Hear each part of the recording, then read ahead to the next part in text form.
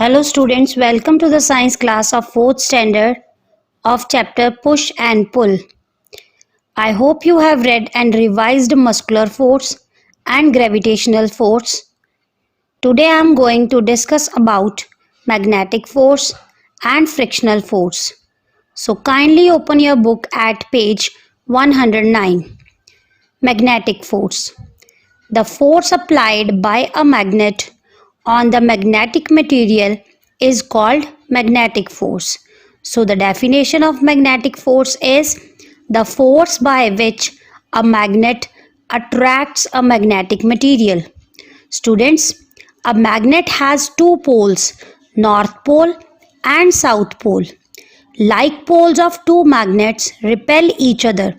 That is, north pole repels north pole and south pole repels south pole, while unlike pole attract each other.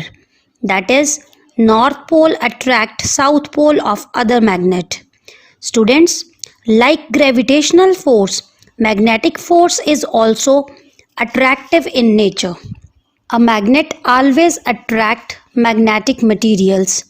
Magnetic materials like iron, cobalt or nickel, or the objects made of iron, cobalt or nickel. Now what are magnetic materials?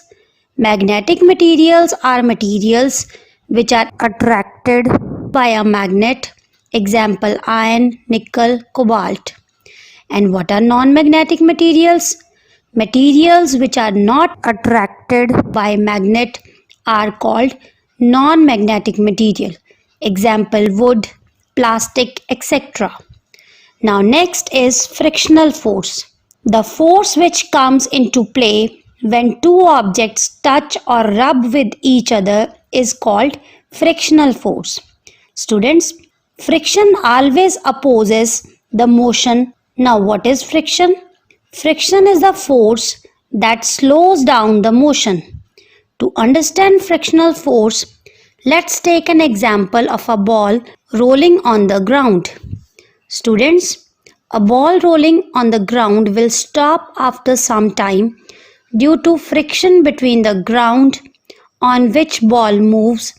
Similarly, to move a cycle, we have to apply muscular force because frictional force between the surface of wheels and the ground does not allow the bicycle to move. Students, rough surfaces have more friction than smooth surfaces because rough surfaces have more ridges and valleys than smooth surfaces, and these ridges and valleys increase the surface area between the two surfaces in contact and hence increase friction. So this is the reason that a person can slip on the marble floor due to less friction. Also, we are able to write on paper due to the roughness of the paper.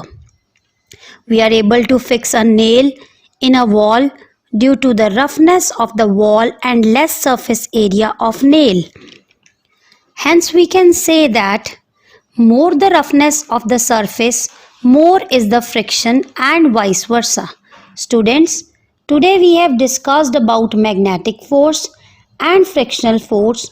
Now you read and revise this topic and also revise related cross questions. Thank you. Have a nice day.